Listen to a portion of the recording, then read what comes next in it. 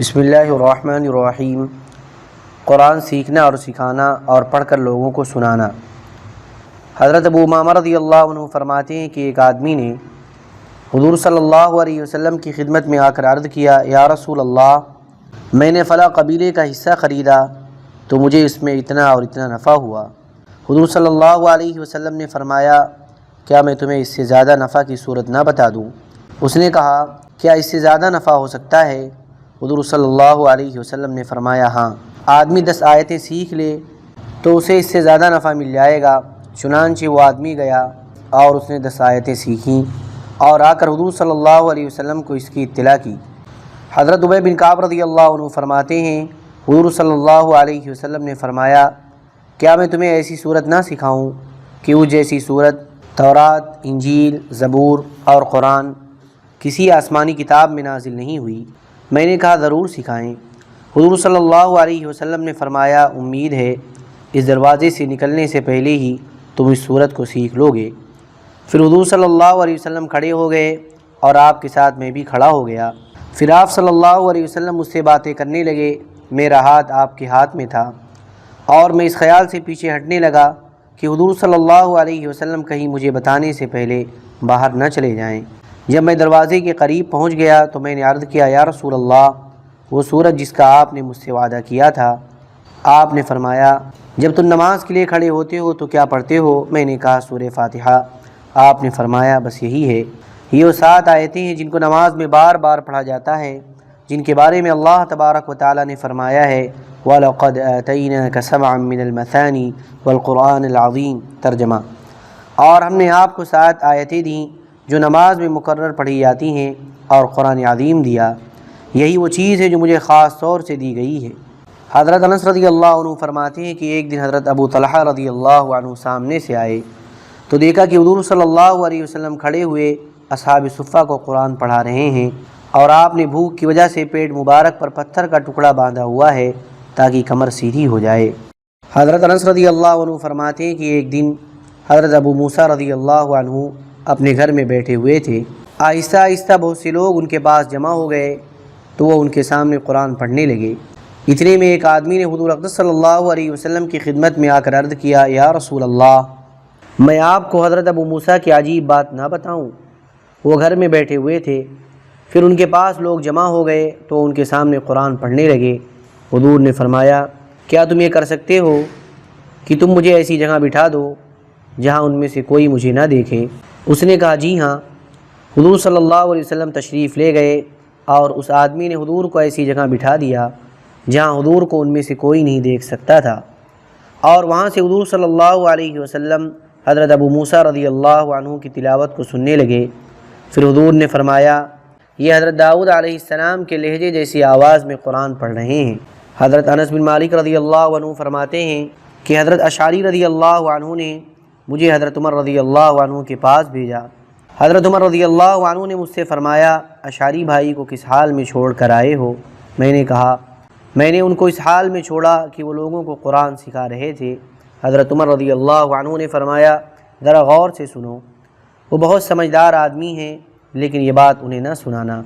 پھر فرمایا، تم نے دیہاتیوں کو کس حال میں چھوڑا؟ میں نے کہا، اشعری قبیلہ والے؟ آپ نے فرمایا، نہیں، بلکہ بصرہ والے۔ میں نے کہا، اگر یہ بات بصرہ والے سن لیں تو انہیں بہت بری لگے گی۔ حضرت عمر رضی اللہ عنہ نے فرمایا، یہ بات انہیں نہ بتانا، لیکن ہیں وہ لوگ دیہاتی ہی، البتہ ان میں سے جسے اللہ جہاد فی سبیل اللہ کی توفیق دے دے تو وہ دیہاتی نہیں رہے گا۔ حضرت ابو رجا اتاردی رحمۃ اللہ علیہ کہتے ہیں کہ حضرت ابو موسیٰ اشعری رضی اللہ عنہ بصرہ کی اس مسجد میں ہمارے پاس بار بار تشریف لاتے اور ایک ایک حلقہ میں بیٹھتے، اور ان کا یہ منظر ابھی میری آنکھوں کے سامنے ہے کہ انہوں نے 2 سفید چادریں پہنی ہوئی ہیں، اور میں نے سورہ اقرأ بسم ربک الذی خلق انہی سے سیکھی تھی، اور یہ سورت حضرت محمد صلی اللہ علیہ وسلم پر سب سے پہلے نازل ہوئی تھی۔ حضرت علی رضی اللہ عنہ فرماتے ہیں کہ جب حضور صلی اللہ علیہ وسلم کا انتقال ہو گیا تو میں نے قسم کھائی کہ 2 پٹھوں کے درمیان جو قرآن ہے، جب تک میں اس سارے کو جمع نہیں کر لوں گا اس وقت تک میں اپنی پیٹھ سے چادر نہیں اتاروں گا، یعنی آرام نہیں کروں گا۔ چنانچہ جب تک میں نے سارا قرآن جمع نہیں کر لیا، یعنی یاد نہ کر لیا، اپنی پیٹھ سے چادر نہیں اتاری، بالکل آرام نہیں کیا۔ حضرت میمون رحمۃ اللہ علیہ کہتے ہیں کہ حضرت ابن عمر رضی اللہ عنہ 4 سال میں سورہ بقرہ سیکھی۔ قبیلہ اشجع کے ایک صاحب بیان کرتے ہیں کہ مدائن شہر میں لوگوں نے سنا کہ حضرت سلمان رضی اللہ عنہ مسجد میں ہیں، تو لوگ ان کے پاس آنے لگے، یہاں تک کہ ان کے پاس 1000 کے قریب آدمی جمع ہو گئے۔ حضرت سلمان رضی اللہ عنہ کھڑے ہو کر کہنے لگے، بیٹھ جاؤ بیٹھ جاؤ۔ جب سب بیٹھ گئے تو انہوں نے سورہ یوسف پڑھنی شروع کر دی۔ آہستہ آہستہ لوگ بکھرنے لگے اور جانے لگے اور تقریباً 100 کے قریب رہ گئے۔ تو حضرت سلمان رضی اللہ عنہ کو غصہ آ گیا اور فرمایا، تم لوگ چکنی چپڑی خوشنما باتیں سننا چاہتے ہو، میں نے تمہیں اللہ کی کتاب سنانی شروع کی تو تم چلے گئے۔ حضرت عبداللہ بن مسعود رضی اللہ عنہ آدمی کو ایک آیت پڑھاتے اور فرماتے، جتنی چیزوں پر سورج کی روشنی پڑتی ہے یا روئے زمین پر جتنی چیزیں ہیں، یہ آیت ان سب سے بہتر ہے۔ اس طرح آپ پورا قرآن سکھاتے اور ہر ایک آیت کے بارے میں ارشاد فرماتے۔ اور ایک روایت میں یہ ہے کہ جب صبح ہوتی تو لوگ حضرت ابن مسعود رضی اللہ عنہ کے پاس ان کے گھر آنے لگتے، یہ ان سے فرماتے سب اپنی جگہ بیٹھ جائیں، پھر ان لوگوں کے پاس سے گزرتے جنہیں قرآن پڑھا رہے ہوتے اور ان سے فرماتے، اے فلانے تم کون سی سورت تک پہنچ گئے ہو؟ وہ اس سورت کی آیت بتاتا تو یہ اس سے آگے والی آیت اسے پڑھاتے، پھر فرماتے اس آیت کو سیکھ لو، یہ تمہارے لیے ان تمام چیزوں سے بہتر ہے جو زمین اور آسمان کے درمیان میں ہیں۔ اور کسی کاغذ پر صرف ایک آیت لکھی ہو اسے دیکھنا بھی دنیا و ما فیہا سے بہتر ہے۔ پھر دوسری آیت پڑھاتے اور یہی ارشاد فرماتے اور ان سب لوگوں کو یہی بات کہتے۔ حضرت ابن مسعود رضی اللہ عنہ فرمایا کرتے تھے، اس قرآن کو اپنے اوپر لازم سمجھو، کیونکہ یہ اللہ کا دسترخوان ہے، اللہ کے اس دسترخوان سے ہر ایک کو ضرور لینا چاہیے اور علم سیکھنے سے ہی حاصل ہوتا ہے۔ حضرت ابن مسعود رضی اللہ عنہ نے فرمایا، یہ قرآن اللہ کا دسترخوان ہے، جو آدمی اسے جتنا زیادہ سیکھ سکتا ہے اسے اتنا ہی سیکھے۔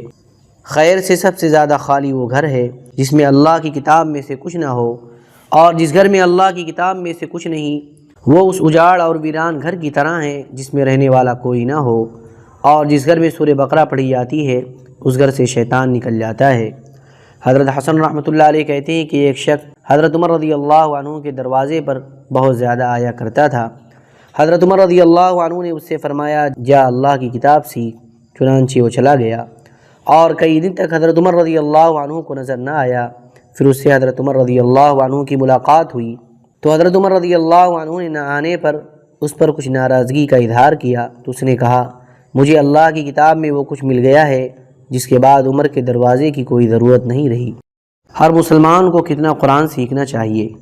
حضرت عمر رضی اللہ عنہ نے فرمایا، ہر مسلمان کے لیے کم از کم 6 سورتیں سیکھنا ضروری ہیں، 2 سورتیں فجر کی نماز کے لیے، 2 سورتیں مغرب کی نماز کے لیے اور 2 سورتیں عشاء کی نماز کے لیے۔ حضرت مسور بن مخرمہ رضی اللہ عنہ فرماتے ہیں کہ میں نے حضرت عمر بن خطاب رضی اللہ عنہ کو یہ فرماتے ہوئے سنا، سورہ بقرہ، سورہ نساء، سورہ مائدہ، سورہ حج اور سورہ نور ضرور سیکھو، کیونکہ اللہ نے جو اعمال فرض کیے ہیں وہ سب ان سورتوں میں مذکور ہیں۔ حضرت حارثہ بن مضرب رحمۃ اللہ علیہ کہتے ہیں کہ حضرت عمر رضی اللہ عنہ نے ہمیں خط میں یہ لکھا کہ سورہ نساء، سورہ احزاب اور سورہ نور سیکھو۔ حضرت عمر رضی اللہ عنہ نے فرمایا، سورہ برات سیکھو اور اپنی عورتوں کو سورہ نور سکھاؤ اور انہیں چاندی کے زیور پہناؤ۔ جسے قرآن پڑھنا دشوار ہو وہ کیا کرے؟ نبی کریم صلی اللہ علیہ وسلم کے صحابی حضرت ابو ریحانہ رضی اللہ عنہ نے فرمایا کہ میں حضور صلی اللہ علیہ وسلم کی خدمت میں آیا اور آپ کی خدمت میں یہ شکایت کی کہ قرآن میرے ہاتھ سے نکل جاتا ہے، یاد نہیں رہتا اور اسے پڑھنا بھی دشوار ہے۔ حضور صلی اللہ علیہ وسلم نے فرمایا، ایسے کام کی ذمہ داری مت اٹھاؤ جو تمہارے بس میں نہیں، اور تم سجدے زیادہ کرو، یعنی نفل نماز کثرت سے پڑھا کرو۔ حضرت عمیرہ رحمۃ اللہ علیہ کہتے ہیں، حضرت ابو ریحانہ رضی اللہ عنہ اسقلان تشریف لائے تھے اور وہ سجدے بہت زیادہ کیا کرتے تھے۔ قرآن کی مشغولی کو ترجیح دینا۔ حضرت قرظہ بن کعب رضی اللہ عنہ فرماتے ہیں، ہم عراق کے ارادے سے مدینے سے نکلے تو حضرت عمر بن خطاب رضی اللہ عنہ بھی ہمارے ساتھ حرا مقام تک چلے جو مدینہ سے 3 میل کے فاصلے پر ہے۔ پھر آپ نے وضو کر کے فرمایا کہ آپ لوگ جانتے ہیں کہ میں آپ لوگوں کے ساتھ کیوں چلا؟ ساتھیوں نے کہا، جی ہاں، ہم لوگ حضور صلی اللہ علیہ وسلم کے صحابہ ہیں، اس لیے آپ ہمارے ساتھ چلے ہیں۔ حضرت عمر رضی اللہ عنہ نے فرمایا یہ وجہ تو خیر ہے ہی، لیکن اصل میں آپ لوگوں کو ایک خاص بات کہنا چاہتا ہوں، اور وہ یہ ہے کہ تم لوگ ایسے علاقے میں جا رہے ہو کہ وہاں کے لوگ شہد کی مکھی جیسی دھیمی آواز سے قرآن پڑھتے ہیں۔ ان کے سامنے احادیث بیان نہ کرنا، ورنہ وہ قرآن کو چھوڑ کر تمہارے ساتھ احادیث میں مشغول ہو جائیں گے، بلکہ قرآن کو احادیث سے الگ تھلگ رکھو اور حضور صلی اللہ علیہ وسلم کی طرف سے روایت کم کرو، اور اب جاؤ، میں تمہارے ساتھ اجر میں شریک ہوں۔ جب حضرت قردہ عراق پہنچے تو لوگوں نے کہا آپ ہمیں حدیثیں سنائیں۔ فرمایا حضرت عمر بن خطاب رضی اللہ عنہ نے ہمیں اس کام سے روکا ہے۔ ابن عبد البر کی ایک روایت میں یہ ہے کہ ان کو حدیث نہ سنانا، ورنہ تم ان کو انہی میں مشغول کر دو گے، اور قرآن عمدہ طریقے سے پڑھنا۔ دوسری روایت میں یہ ہے کہ پھر حضرت عمر رضی اللہ عنہ نے ہم سے فرمایا کیا تم جانتے ہو کہ میں آپ لوگوں کے ساتھ کیوں نکلا؟ ہم نے کہا آپ ہمیں رخصت کرنا چاہتے ہیں اور ہمارا اکرام کرنا چاہتے ہیں۔ انہوں نے فرمایا یہ تو ہے ہی، لیکن میں ایک اور ضرورت کی وجہ سے نکلا ہوں، اور وہ یہ ہے کہ تم ایسے علاقے میں جا رہے ہو، اور پھر آگے پچھلی حدیث جیسا مضمون ذکر کیا۔ اللهم صل على سيدنا وحبيبنا ومحبوبنا ومولانا محمد وبارك وسلم. سبحان ربك رب العزة عما يصفون، وسلام على المرسلين، والحمد لله رب العالمين.